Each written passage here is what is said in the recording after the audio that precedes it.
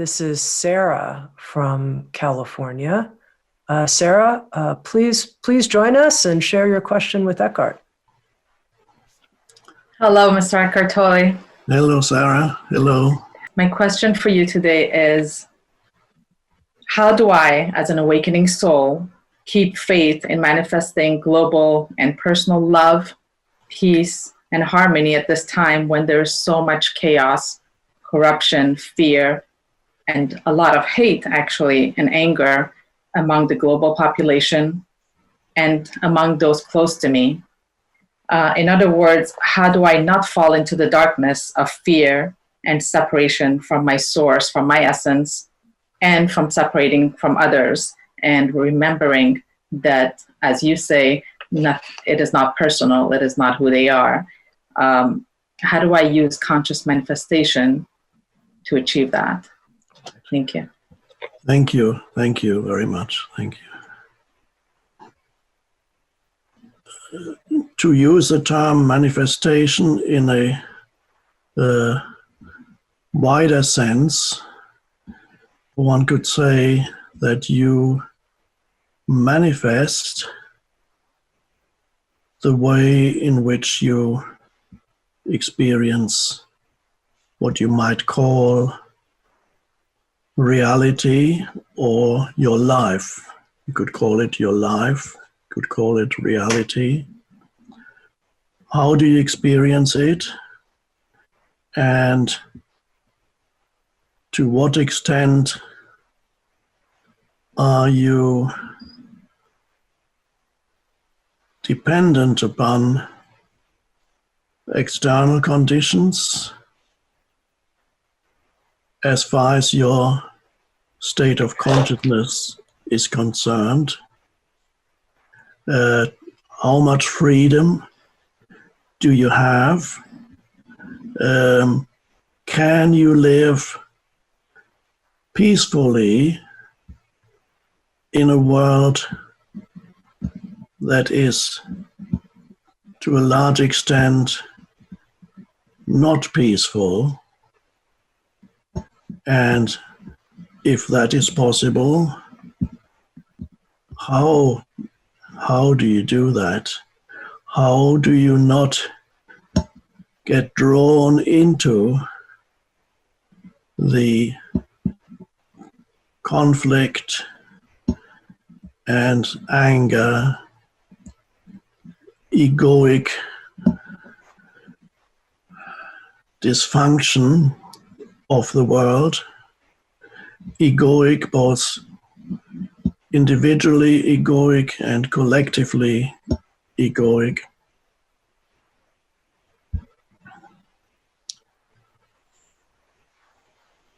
Let's start by looking at, to some extent, it might be helpful as a starting point to differentiate between what would conventionally be called your life.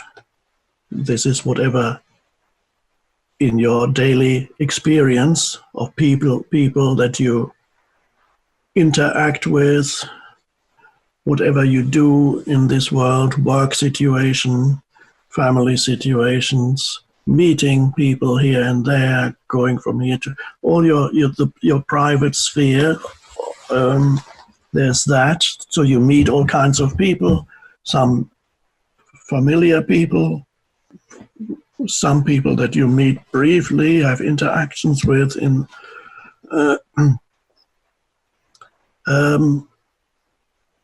then you have in this technologically advanced society, you have another, well, not everybody, but most people have another level of interaction with other people. It also becomes part of what they call my life. And that is interaction through technology. You interact through social media with more people than you actually know. This is the case with many people these days. They interact with more people than they actually know in their normal everyday existence. You interact with all kinds of people that you've never met. Not everybody, but most these days, because people use Facebook and they use Twitter and they use all kinds of things. They're sending messages and so on. And on social media, you also interact with people in a different way that you haven't. So look at then the third level. So we have actual personal contact with people, and whatever the nature of these interactions is. It could be, is it conflict ridden? Is it conflict ridden or is there some conflict, but also a certain amount of harmony in your daily life? Then you look at the other level of social interactions through the media, through social media. What kind of interactions do you have there with people that you might never have met, but nevertheless you are in contact with them, you exchange. What is the quality of that kind of interaction that you have? How much conflict is there? How much negativity is there? And how much is there that is a manifestation of consciousness? You have to look at that. Many people there are people, as you sure you know, there are many, especially younger people, but others too. There are many people in this world for whom the human interactions that they have through technology are much more important than the actual interactions they have with human beings. They interact through social media with countless people, and the virtual world becomes to them more important than their actual surroundings. It's an amazing thing. I don't believe that is a very helpful thing, but that's how it is. It's a huge challenge. So you have that level. Then you have another level where you come in contact with the world through what we might call mainstream media. You get the news and you get commentaries. And mostly these days, the news and commentaries are mixed up. They come in one. You can't just get the news anymore. Then you already have the news already embedded in a commentary. And you get also that third level becomes also for many people almost more important than their daily existence with the people that they actually know and interact with. Sometimes, of course, those levels can meet. For example, you hear in the news about people going into stores and not wearing their masks. And then there's a lot of upheaval about that, and people get worked up about this and very angry. And then you can see little clips of people shouting at each other because somebody's not wearing a mask, and then the other person is shouting something back. And to some extent, there can be that level, and the personal level can meet, because 10 minutes later you go into the store and you might witness something similar.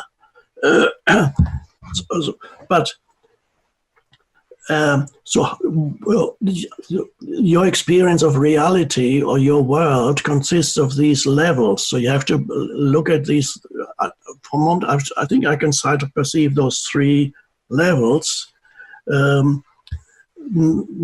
First of all, it's important not to lose touch with the fact that level one, where you have actual human interactions with people in your daily life, which is relationships that you have, people you work with, people you meet casually, but actual human interactions, that really is the main part, or should be the main part of your life, should be that the actual living experience. And so what I'm recommending is that you see if you can separate those levels and look at the primordial level of your actual experience with human beings, leaving aside for a moment social media and leaving aside watching the news every day and all the other things connected with the news, whatever. Leave that aside for a moment. It's important to see the difference. So when you talk about negativity and destructiveness and all anger and antagonism and conflict everywhere, first of all, look at your life, your actual life. Does that apply there? Or to what extent does that apply there? Because that's an important part of your reality, is the reality that you create, that you manifest in your personal life. That is primary, I would say. Is that sometimes, of course, the reality that you see in mainstream, the media, when you watch the news, sometimes the two meet. As I said before, they can meet. But so, first of all, take responsibility for you need to take responsibility for your life here on the level of personal interactions. That's where it starts. And that's where you can do a lot of good and you can do harm too. Do you contribute there to human unconsciousness? Or do you contribute there to the awakening of humanity? Every encounter with another human being, whether it's a person you've known for a long time, family member, spouse, whatever it may be, or whoever it may be, every interaction with true interaction, not talking about social media, every interaction with another human being is important. What is the quality of your consciousness as you interact with actual human beings, not ciphers on the screen? They've expressed an opinion and then you attack this.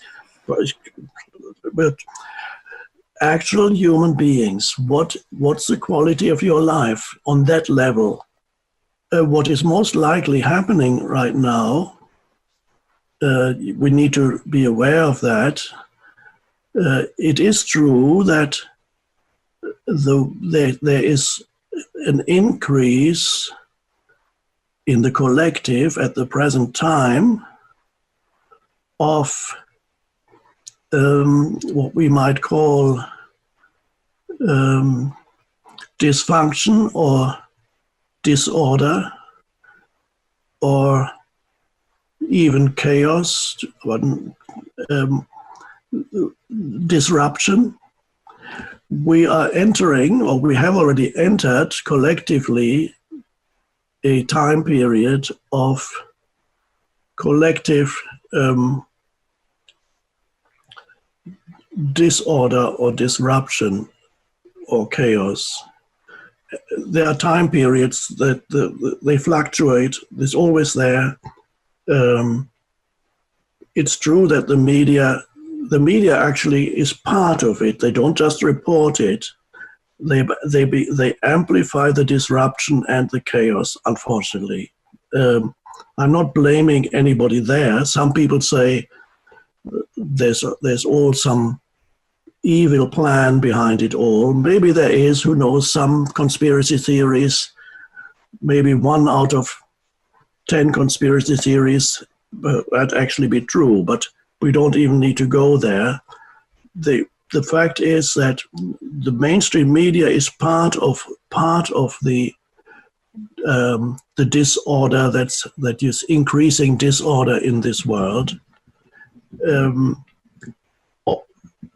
And my feeling is there's more to come. So be spiritually prepared. Very important.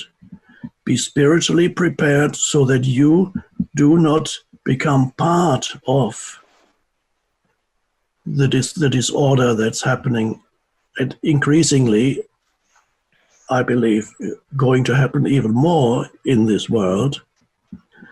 we are moving. The world always moves between order and chaos. There are two polarities. You should always strive for order.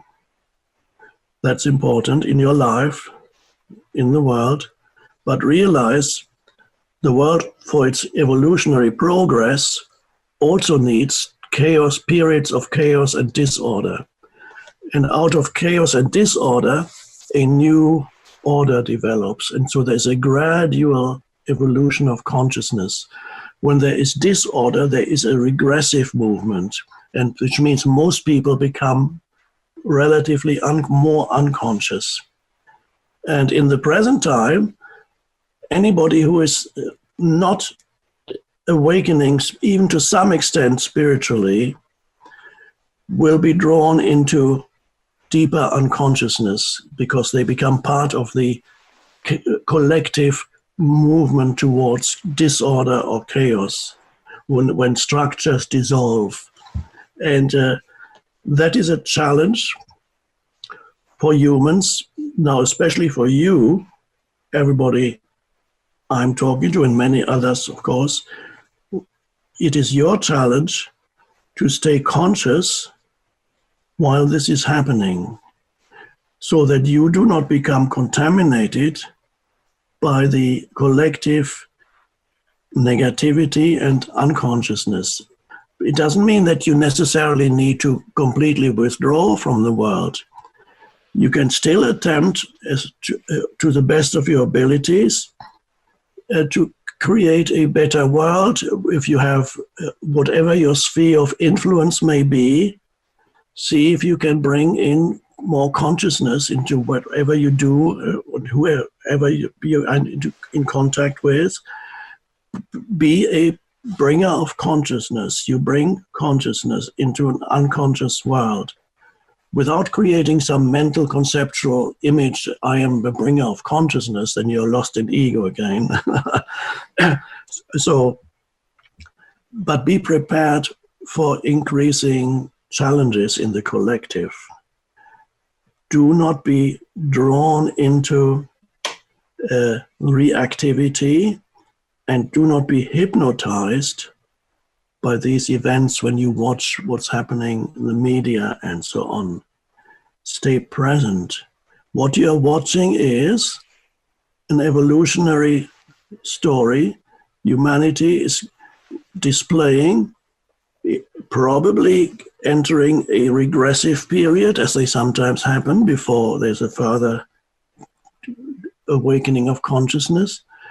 We are perhaps, I'm not for sure, but there's a good chance we're entering a regressive period, which is perfectly fine. It's what you're watching is the evolutionary growth of the human species. And so they are manifesting whatever behavior corresponds to the particular stage in the evolution of humanity. The evolution is towards more consciousness. That's for sure. So if you discover within yourself that a lot of the time you're in a state of lack, of insufficiency, of not enough, and you feel that the answer to, the remedy is to be active in this world and achieve and do as much as possible, then you'll probably find that ultimately that is not the answer to your state of lack.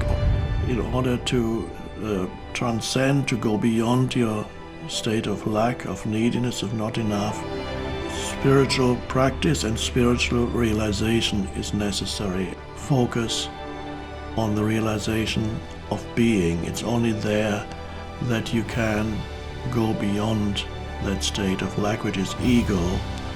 Go within and discover who or what you are beyond the person.